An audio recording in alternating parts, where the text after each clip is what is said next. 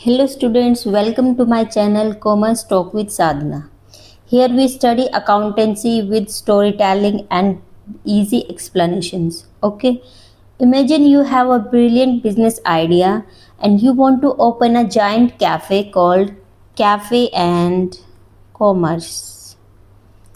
Cafe and Commerce Private Limited. Okay, but there is a small problem. What? That your bank balance is rupees 5,000. Can you build a huge cafe with 5,000? Absolutely no. So what will you do? Will you rob a bank? Obviously not. So today we are going to learn the legal way of collecting money from public, and this is known as issue of shares.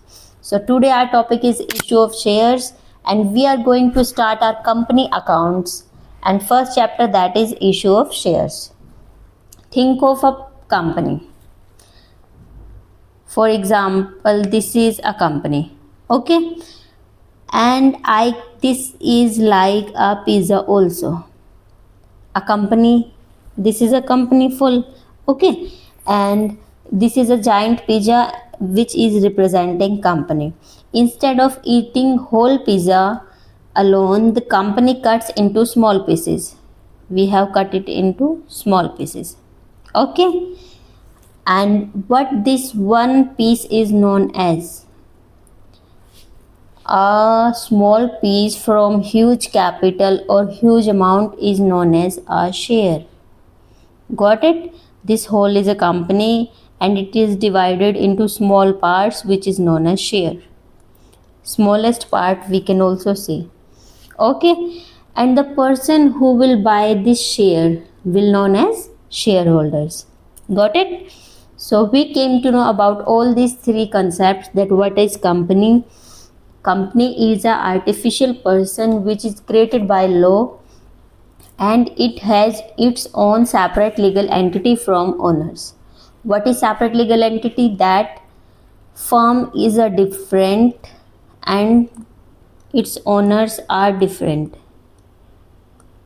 Okay, they are related but not same.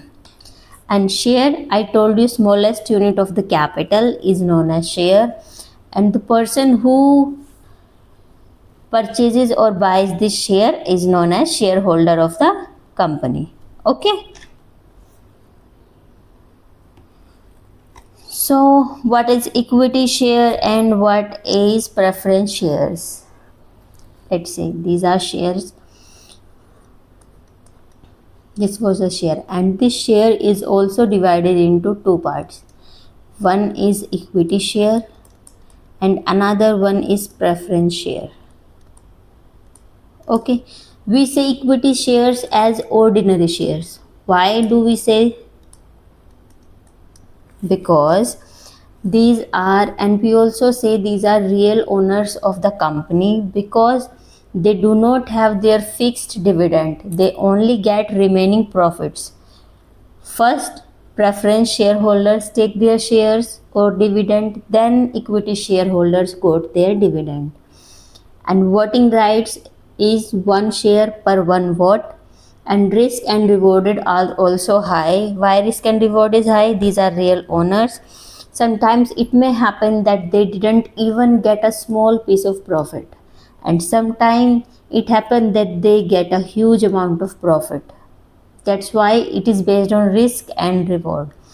And residual claim on asset, as I said earlier, that first priority is given to preference shareholder, whether it is case of dividend or it is case of assets. Okay, so when we are claiming assets, then only preference shareholders have their preference, and remaining or residual assets have their rights.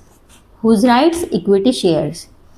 Now let's come to preference shares. What are preference shares? As their name describes, that they gain preference in every aspect. Which aspect? In dividend also they get preference, priority, and in assets also at the time of wind up. Okay, rights of assets. And they get fixed rate of dividend, whether loss or profit. If there is loss, then preference shareholder may get their dividend in next year when there will be sufficient profit, but they will get their profit. Okay. Dividend paid before equity, we have discussed it. They don't have any voting rights. Types of preference shares are cumulative. Means sum. Preference shares are cumulative in the way that if suppose in an year one company is facing so much losses, so it is unable to pay dividend to any of the shareholders. So in case of equity shareholders, their dividend is completely wind off. They will not get their share, that year's share anyway. But in case of preference shares, their preference shares holders dividend is sum up of all years till they get. Okay. So up to company didn't do their payment of dividend, all dividend is sum up, and at last total dividend is paid to preference shares. These are cumulative. But in case of non-cumulative, like equity shareholders, if any year they didn't get any profit or any dividend, then that will waive off in same year. This will not forward on next year. Okay. Next is participating preference shares, that they have right to participate in the management of the company. Next one is redeemable preference shares. I want to tell you a thing, that preference shares are always redeemable, maximum up to 20 years. But in case of infrastructure companies, it can be extended up to 30 years. Okay, but irredeemable preference shares are not issued as per guidelines.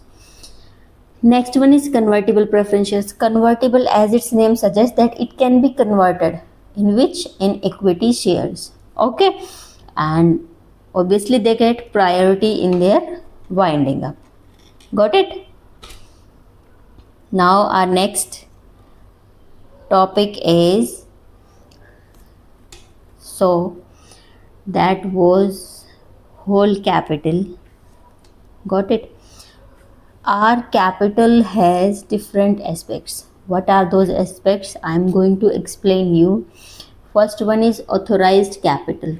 Authorized capital is that capital which is mentioned in MOA or Memorandum of Association. This capital is also known as nominal or registered capital. Why this capital is needed to be recorded? Because let's suppose at the time of registration, we go to registrar, and registrar asks us that up to which amount your capital is going to be. So we tell him, roughly estimate that our capital will not cross this limit. Okay, this rough idea or this limit is our authorized capital. Above this authorized capital, we are not allowed to issue. Okay, it can't be increased. Next one is issued capital. Issued capital is part of authorized capital. This is our whole capital. Now it is our wish that in this whole capital we want to issue this much, or half, or 2/3. Got it? So that authorized capital which is being offered for subscription, which have already offered for subscription, is known as issued capital. As I told you that it is part of authorized capital, then obviously it can't be more than authorized capital. Okay, now comes to subscribed capital, and subscribed capital is also part of issued capital. Let's understand with an example. Our company has total authorized capital of 15 crore. Got it? From this 15 crore, I have issued 10 crores. From these 10 crores, public subscribed me only for 8 crores. Got it? So subscribed capital is that part of issued capital that has been subscribed or people has applied for that share, maybe fully or partly. Got it? Next is called up capital. Called up capital is also part of subscribed capital. What is called up capital? That capital which has been called up by company. Company has asked their shareholders that I need money. That is called up capital. And paid up, as its name suggests, that capital which has been paid by persons or shareholders is known as paid up capital. Okay. Now understand the process of issue of shares, how it goes on. Okay. First of all, let's start with an example. This is an company. Got it? First of all, company says that give me a small amount now. Okay, like online shopping, you don't always pay everything first. You don't have to pay total amount on first installment or first attempt. Okay, company said you just give me small value at first time. Got it? For example, we have 100 rupees a share, and from this 100 rupees company only told us to bring or only called up 10 rupees. Got it? This first step is known as application. Means company is asking that who is willing to apply. So company is asking for application money. Okay. For example, if you want a concert ticket, do you first show any interest or pay full money? Obviously, we firstly show any interest. That's why application money showing interest means that it is an indication for the company that public is willing to apply for shares. Okay. First is application. Then people have applied. Company has asked for 10 rupees and people have paid 10 rupees. It means people have applied. Now the company checks application. Then it says, congratulations, you got the share. Now pay me the allotment money. Got it? How many rupees? 30 rupees. This is known as when application is confirmed, that then company will ask for allotment money. Got it? First application money, then allotment money. Clear? And this allotment money is like getting admission confirmation from a college. When you try to apply in any college and then they confirm you, this is also same sign like that. Now company says I have received your 10 plus 30 means 40 rupees. Now I need more money. Please give me next installment.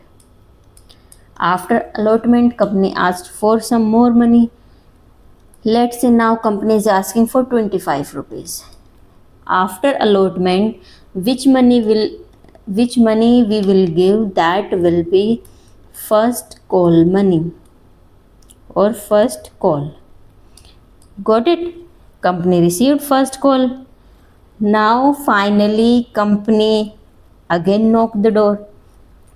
Last payment please.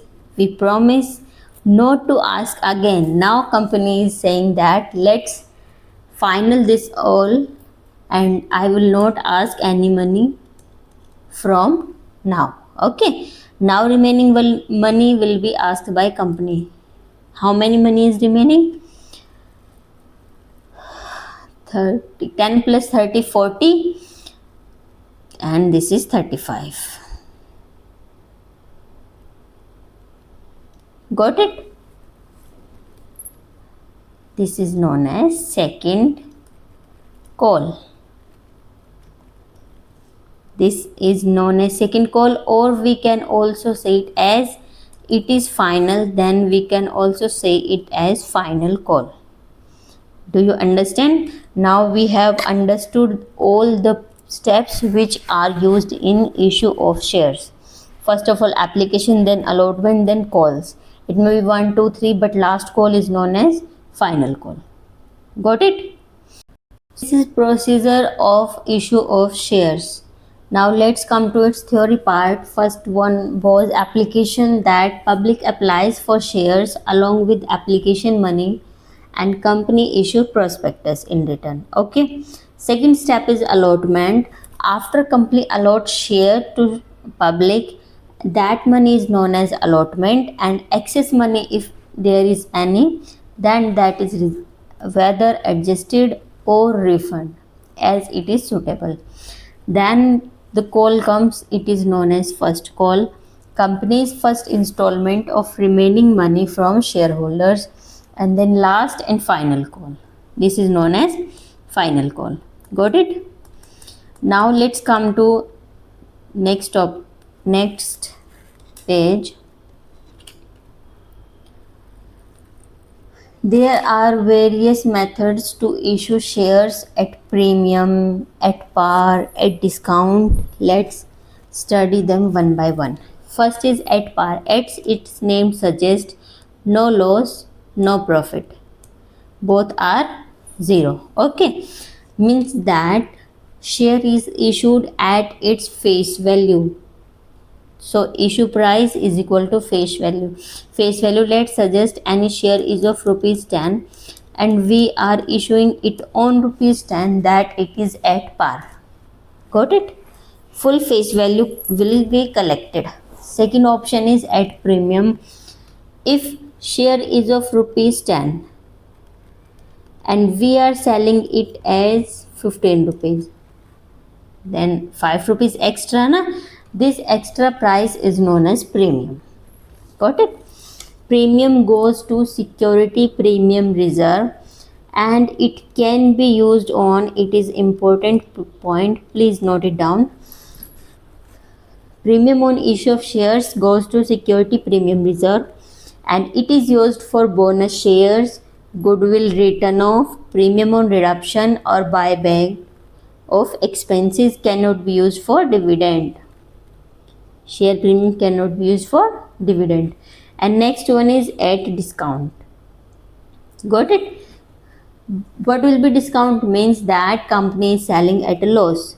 For example, issue price is, face value is rupees 10, any share is of rupees 10, but we are selling it on rupees 9. We are selling it as less price, so it is discount. But this is prohibited under Company Act 2013.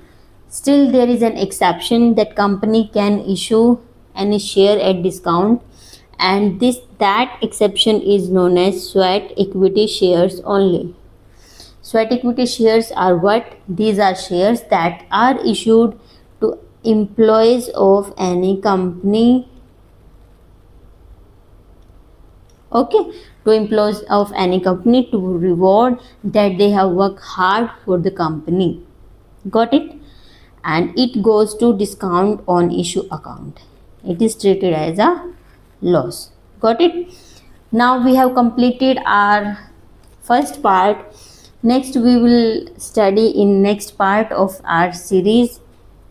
If you have any doubts or any topic which I have missed, or you have any query, please comment in the comment section. Bye. See you in the class. Next class.